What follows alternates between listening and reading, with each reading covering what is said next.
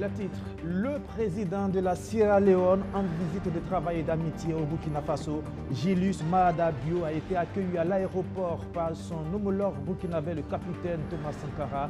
Les deux hommes se sont ensuite rendus au palais présidentiel de Koulouba où ils se sont entretenus à huis clos. Des questions de coopération bilatérale ont été évoquées, mais aussi des sujets liés à la politique régionale et internationale. Vous les entendrez dans un instant. Dans ce journal également, c'est un rêve de 30 ans qui devient réalité désormais. Le Burkina Faso dispose d'une école de formation de son élite militaire, l'Institut de l'enseignement militaire supérieur Tiefo Amoro. L'IMSTIA est désormais une réalité. Il a été lancé aujourd'hui par le chef du gouvernement, le Premier ministre Jean-Emmanuel Ouédraogo. Et puis, depuis ce 15 septembre a commencé la 6e édition de la Journée internationale de l'identité. C'est ce 16 septembre, cette journée internationale. Le thème retenu est celui-là, harmonisation intégrée des documents d'identité et de voyage dans l'espace AES, état des lieux, défis et opportunités pour la libre circulation des personnes et des biens. Nous recevons dans ce journal le directeur général de l'ONI, l'Office national d'identité. Voilà pour le sommaire. Bonsoir et bienvenue. C'est sa deuxième visite au Burkina Faso depuis l'accession au pouvoir du capitaine Ibrahim Traoré. Le président de la Sierra Leone est arrivé à Ouagadougou ce mardi pour une visite d'amitié et de travail. Julius Maada Bio et son homologue burkinabé se sont entretenus à huis clos au palais de Koulouba. Outre le renforcement de la coopération bilatérale entre les deux pays, des questions de politique régionale et internationale ont été aussi soulevées. Le reportage de Benjamin Kwame. C'est la deuxième visite officielle du président sierra-léonais en terre burkinabé sous la gouvernance du président Ibrahim Traoré.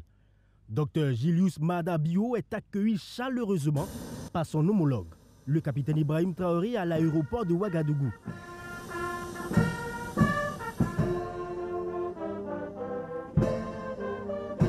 Les deux hommes ont ensuite eu un tête-à-tête.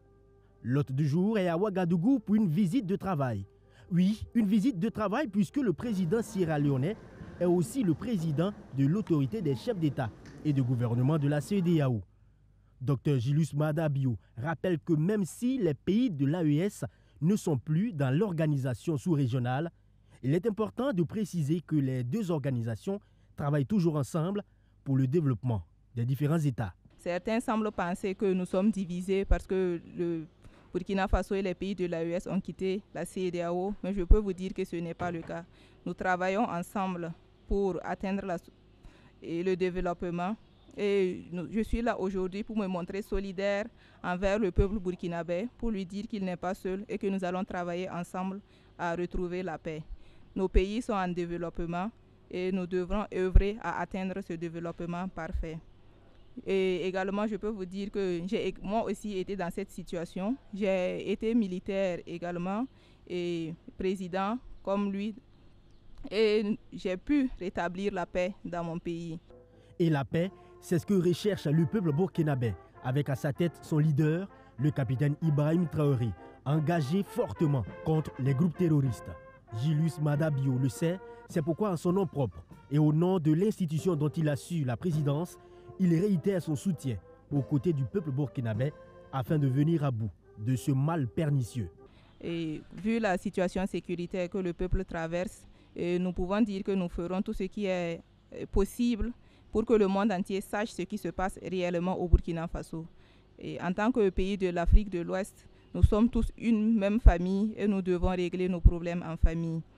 Dans cet élan de famille, le président en exercice de la CEDEAO témoigne également toute la solidarité de son institution à tous les autres pays de l'AES. Pour lui, il est nécessaire, voire impérieux, de travailler en tandem, car tous les pays de l'Afrique de l'Ouest forment une seule famille.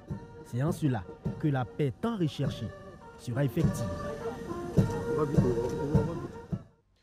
Penser la guerre, préparer la paix, c'est sa devise. 30 ans qu'une école d'une telle envergure était attendue au Burkina Faso. Eh bien, l'Institut de l'enseignement militaire supérieur Tiefo Amoro, l'IMSTIA, est dédié à la formation de l'élite militaire burkinabé. Il a été lancé ce mardi par le chef du gouvernement devant tout le Gotha des forces de défense et de sécurité, Mamounata Traoré. La volonté du chef de l'État de doter le Burkina Faso d'un laboratoire de formation d'une élite militaire dotée de compétences en stratégie, en commandement, en gestion de crise et géopolitique se matérialise.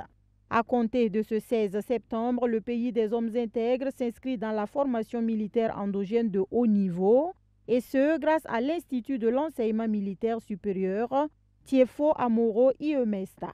Devant la hiérarchie militaire, le chef de l'exécutif burkinabé lance officiellement les travaux de ce creuset de la pensée militaire stratégique. Le choix de donner à l'Institut le nom de Tiefo Amoro, ce redoutable roi et guerrier de la fin du 19e siècle, est un acte hautement symbolique. Opposé à la pénétration coloniale, il refusa de recevoir l'explorateur français Louis-Gustave Binger lors de son passage à Numudara. Tiefo Amoro incarne la bravoure, la loyauté et l'esprit de sacrifice. En inscrivant cet institut dans le prolongement de son héritage, nous rappelons à chaque génération que la défense de la mère patrie est un devoir sacré. Composé de l'école de guerre, de l'école d'état-major et du centre de doctrine des forces armées nationales, cet institut qui s'ouvre accueille ses tout premiers apprenants, la première promotion de l'école d'état-major forte de 30 stagiaires. L'avènement de ce temple du savoir militaire représente une véritable avancée dans le cercle militaire. Alors, l'Institut d'enseignement militaire supérieur Tiefo Amoro est un institut que nous attendions de pied ferme depuis plus d'une trentaine d'années. Parce qu'il s'agit là, en fait, de l'enseignement destiné au cadre supérieur des forces armées nationales. Il s'agit de dispenser des enseignements supérieurs de premier et de second degré à ces cadres pour la réflexion stratégique, géopolitique et aussi la conception et puis les préparations opérationnelles. La devise de l'école, c'est penser la guerre, préparer la paix. Et comme quelqu'un l'a si bien dit, qui veut la paix, prépare la guerre. Donc il s'agit là d'outiller nos officiers supérieurs de la capacité de réflexion stratégique, de réflexion sur la guerre, de sorte à ce que nous puissions la préparer convenablement. Pourront s'inscrire à cet institut dont la devise est « Penser la guerre, préparer la paix » des militaires, paramilitaires et civils. Fruit d'une vision politique, le lancement de cet instrument stratégique de formation et de réflexion militaire s'est achevé par une plantation d'arbres. Je vous le disais en titre, ce 16 septembre, le monde célèbre la journée internationale de l'identité. Bien, au Burkina Faso, le thème retenu, c'est harmonisation intégrée des documents d'identité et de voyage dans l'espace AES, état des lieux, défis et opportunités pour la libre circulation des personnes et des biens. Nous recevons justement sur ce plateau le directeur général de l'ONI, Arzouma Daouda Parfait, directeur général de l'Office national d'identification. Bonsoir. Bonsoir, monsieur. Merci d'être venu pour nous parler de cet événement. On se demande pourquoi célébrer une journée de l'identification ou bien de l'identité. On a tous des identités, voilà, ça crève les yeux. Pourquoi célébrer une journée dédiée, une journée à l'identité? Merci bien. Vous l'avez dit, la journée internationale de l'identité, en anglais ID Day, est une journée mondiale dédiée à l'identité. Elle est célébrée chaque 16 septembre par plus de 120 pays dans le monde. Cette journée nous appelle à agir concrètement pour que les millions de personnes qui sont encore sans papier dans le monde puissent enfin avoir une identité légale et exister aux yeux de la loi. Parce que sans identité, toutes les portes sont fermées. Sans identité, on ne peut aller à l'école, on ne peut exercer un emploi, on ne peut pas avoir accès à des services comme la banque, l'assurance, on ne peut même pas exercer les droits les plus élémentaires tels que circuler librement ou voyager tout simplement. C'est donc dire que ID Day, la Journée internationale de l'identité, c'est un engagement fort que nous prenons tous, État, population privée, afin que personne ne soit de côté sans identité. Ça existe des personnes qui n'ont pas d'identité? Oui, selon les chiffres de la Banque mondiale, 850 millions de personnes dans le monde n'ont aucun document d'identité. Et tenez-vous bien, la moitié de ces personnes se trouvent en Afrique. On a les chiffres pour le Burkina Faso aussi. Pour le Burkina Faso, nous avons 3 millions de Burkinabés en âge d'avoir la carte d'identité qui n'en possèdent pas. Qui n'en possèdent pas. Et c'est là que vous intervenez. Exactement. Pour délivrer des documents d'identité à ces 3 millions de personnes. On imagine que le travail est assez colossal, ce que vous faites. Mais pour cette édition de la Journée internationale de l'identité, le thème il est assez clair. Hein. Je le reprends. Harmonisation intégrée des documents d'identité et de voyage dans l'espace AES, état des lieux, défis et opportunités pour la libre circulation des biens et des personnes. C'est un thème assez clair avec un objectif assez précis aussi. Oui, tout à fait. Ce thème, comme vous l'avez si bien relevé, met en avant l'harmonisation des documents d'identité et de voyage au sein de l'espace AES. Et cette harmonisation-là a en réalité un enjeu pratique et politique. Pratique parce que l'harmonisation permet la libre circulation et le libre échange. Politique parce que l'harmonisation nous permet de réaffirmer notre volonté d'aller à cette fédération au niveau de l'Alliance des États du Sahel et de renforcer notre sécurité collective. Mais il faut dire également que l'harmonisation est porteur d'espoir, d'un message d'espoir. Et ce message, c'est quoi? Ce message, c'est que toutes les populations, y compris les plus vulnérables, c'est-à-dire par exemple les populations rurales et par exemple les personnes déplacées internes dans le contexte terroriste que nous connaissons, toutes ces personnes-là doivent absolument avoir une identité afin de pouvoir participer pleinement à cette dynamique régionale nouvelle au sein de l'AES. Alors, vous savez que déjà au sein de l'UEMOA, il y a une certaine forme d'harmonisation des documents d'identité, notamment pour la libre circulation des biens et des personnes. Quelle sera la particularité de l'espace AES en termes d'harmonisation? Oui, tout à fait. L'espace AES également poursuit son objectif en termes d'harmonisation au sein des 3 États. Mais notre objectif, ce n'est pas seulement la circulation au sein de nos 3 États, mais nous nous présentons également comme une force à l'égard du reste du monde pour permettre également à nos concitoyens de pouvoir circuler librement dans le reste du monde. Ah, donc les 3 pays ensemble seront certainement plus forts en termes de charge d'identification. Alors cette célébration, c'est dans quelle région ça va se célébrer? Merci. Et la 6e édition se célèbre à Ouagadougou, la capitale. Et plus précisément, ça sera au complexe du Centre international de conférence de Ouaga 2000 pour les dernières 72 heures. Sinon, l'activité a commencé depuis hier et s'étalera sur toute la semaine. Si vous voulez bien, je peux décliner les activités. Allez-y. Alors, depuis hier, donc, pour toute la semaine, nous avons des opérations spéciales de délivrance rapide de la carte nationale d'identité burkinabé dans tout le pays. Nous avons également, dans le même temps... Rapide, c'est-à-dire qu'en l'espace de combien de temps? 48 heures. En 48 heures, oui. On peut avoir une carte d'identité nationale. Tout à fait. Okay. Alors, et dans le même temps, nous organisons des journées portes ouvertes sur l'échelle de toutes nos antennes. Et c'est l'occasion donc pour les populations de venir s'imprégner de nos conditions de travail et de voir donc ce qui est abattu comme travail.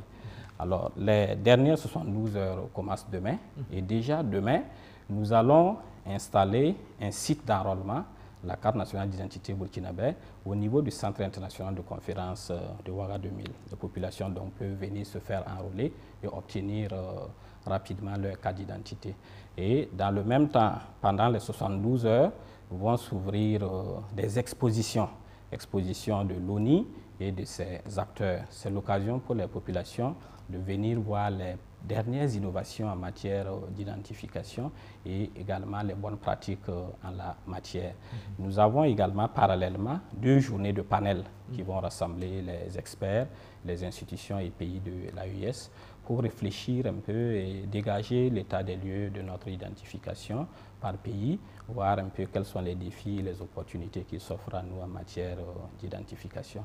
Le point d'orgue de l'activité, ça sera le vendredi, avec la célébration officielle de la journée, ce sera donc une cérémonie qui va connaître la présence des plus hautes autorités de ce pays et qui sera également marquée par la remise de récompenses à des acteurs qui se sont distingués dans le domaine de l'identification.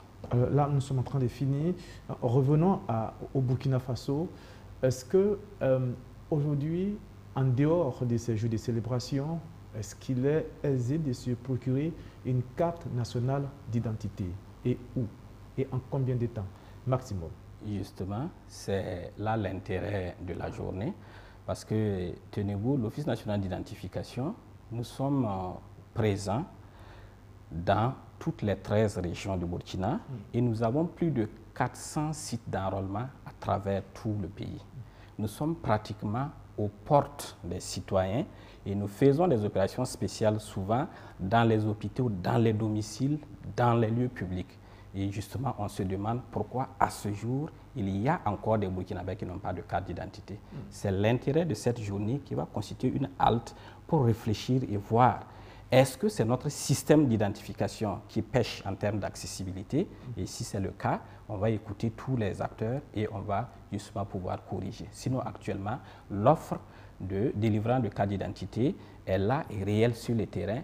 Et normalement, à ce jour, tous les Burkinabés doivent pouvoir être identifiés. Je veux faire établir une carte nationale d'identité burkinabé peut-être à partir de demain, ou bien après la célébration, lundi prochain. Si je commence les démarches le lundi, je peux obtenir ma carte nationale d'identité quand? Les délais que nous donnons pour la délivrance de la carte d'identité, pour Ouagadougou et les chefs-lieux de région où nous avons des antennes régionales, le délai est d'une semaine. Soit 5 jours ouvrables. Et pour les autres localités qui n'abritent pas les centres de production, le délai est d'1 mois, soit 20 jours ouvrables. Voilà, donc normalement, dans ce délai, nous pouvons délivrer la carte d'identité. Mais il faut le dire, nous travaillons sans cesse à mettre notre système aussi au diapason des normes internationales afin de pouvoir produire toujours beaucoup, voilà, avec beaucoup plus de célérité pour une meilleure satisfaction de la population. Dans ces documents, l'harmonisation de ces documents, il y a aussi le passeport. Tout à fait. Et actuellement, nous avons une décision de la conférence des chefs d'État de l'AES qui a déjà institué un passeport AES que nous avons commencé à produire au Burkina Faso, qui a institué également une carte d'identité AES qui sera incessamment aussi produite au Burkina Faso. Merci, monsieur le directeur général d'être venu. Et puis, on vous souhaite une bonne suite pour vos activités. Merci. Et puis, bon, 5 jours pour avoir une carte nationale d'identité, c'est vrai que ce n'est pas beaucoup, peut-être un peu réduit le délai en 2-3 jours. Nous y travaillons. Il y a beaucoup de choses à faire. Merci d'être venu. Merci beaucoup. Voilà, la suite de ce journal maintenant, et je vous emmène tout de suite sur la route départementale 65 reliant Banfora à Orodara, un périple de plusieurs kilomètres où les véhicules sont parfois obligés de slalomer entre les nids de poules et les crevasses de plusieurs tailles. Les usagers s'organisent comme ils peuvent pour atténuer la situation, mais les moyens sont assez modestes. Souris Alassane Traoré.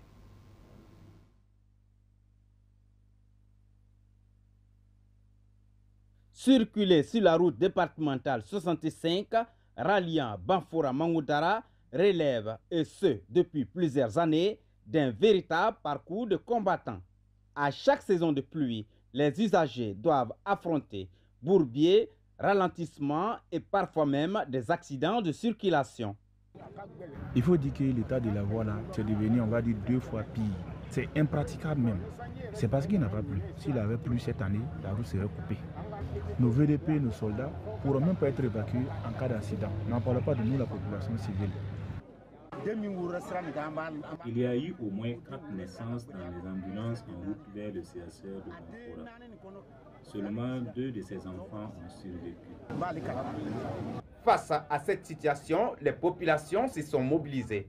Le concept c'est ma route et moi. Encore fait appel à la population et aux transporteurs qui vraiment ont appris de 2019 quand on a initié ma route et moi. Du coup, on n'est pas réédité cette édition. D'autant plus que l'actuel président qui a cette vision dit à la population de se prendre en charge. Il dit à la population de se développer à partir de ses propres moyens.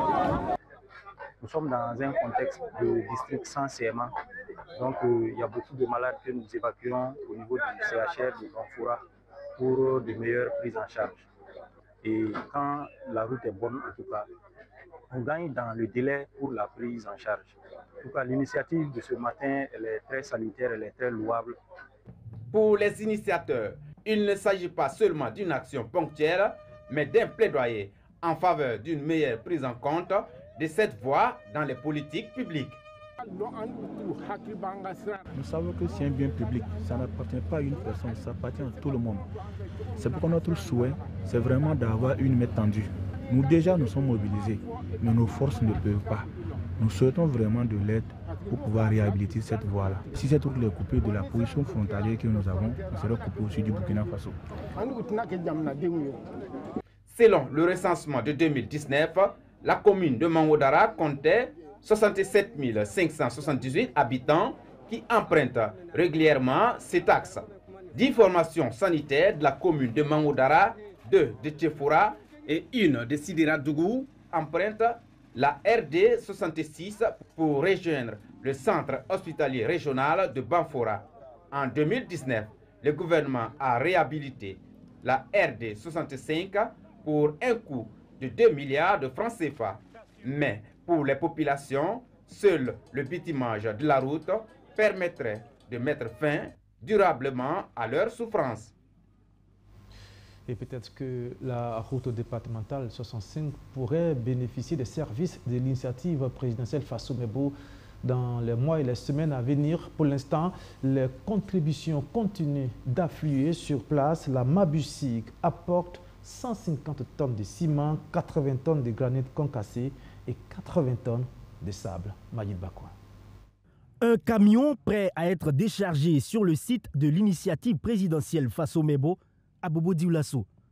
150 tonnes de ciment, 80 tonnes de granit concassé et 80 tonnes de sable pour soutenir la dynamique du développement endogène en cours au Burkina Faso. C'est la contribution du personnel de Mabusig, la manufacture burkinabé de cigarettes, à la construction du pays. L'appel a été lancé au sein de l'entreprise et tous les travailleurs ont apprécié et chacun a fait parler son cœur pour répondre à l'appel du capitaine Ibrahim Traoré pour la construction de notre pays, notre très cher pays, le Burkina Faso.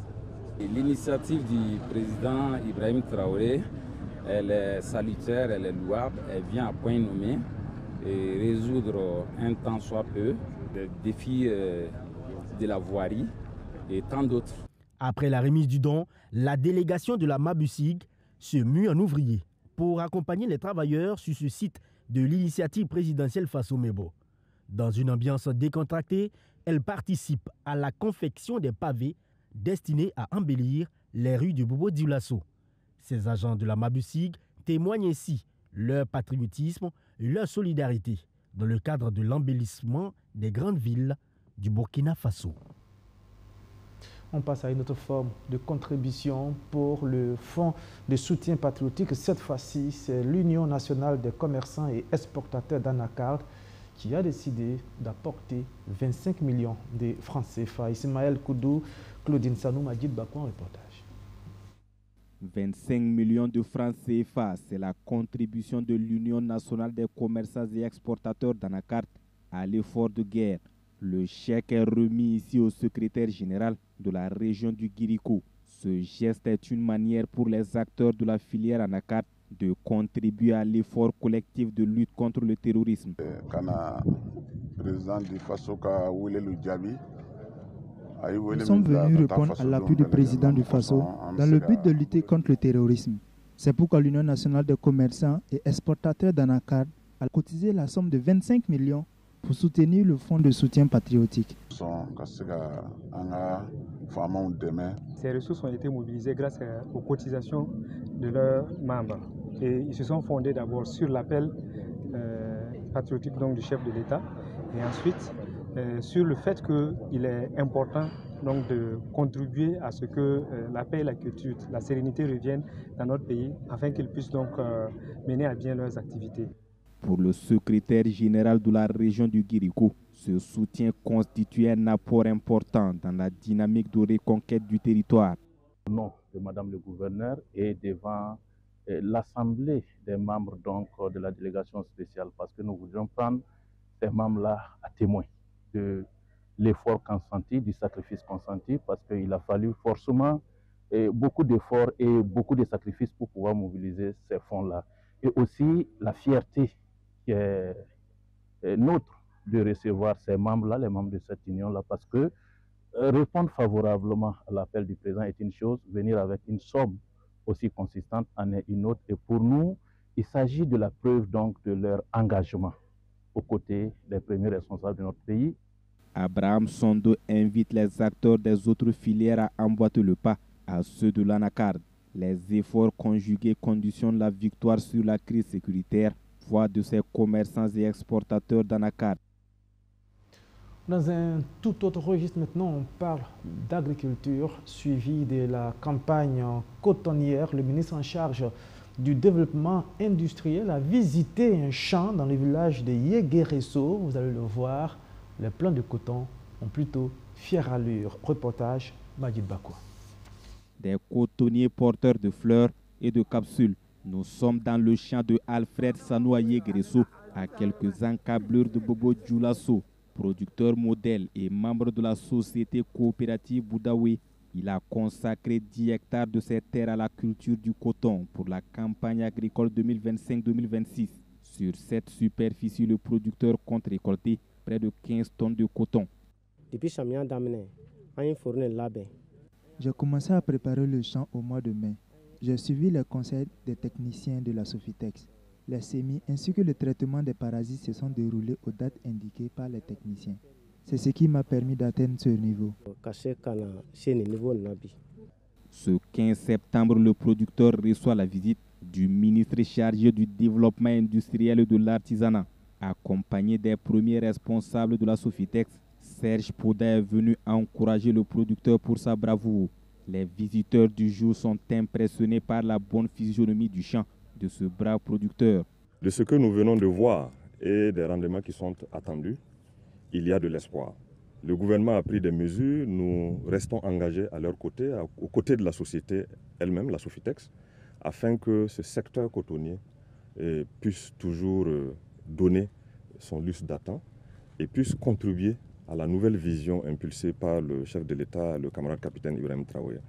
Vous voyez que nous avons engagé la mise en place d'un certain nombre d'unités de transformation industrielle du coton. Nous avons engagé dans le secteur de l'artisanat aussi la construction d'un certain nombre de centres qui vont former de façon, je dirais, beaucoup plus moderne les artisans dans la transformation du coton. Nous devons tous nous engager parce que le secteur cotonnier est un secteur important et a des effets positifs en termes donc, de génération de revenus. Cette année, nous avons dénommé cette campagne la campagne de la patrie ou la mort et nous pensons que c'est jusqu'à la fin, jusqu'à la récolte, si bien que nous les encourageons à continuer la pression, à continuer le suivi de proximité de ces producteurs. À l'endroit des producteurs, je pense que déjà la dynamique est enclenchée.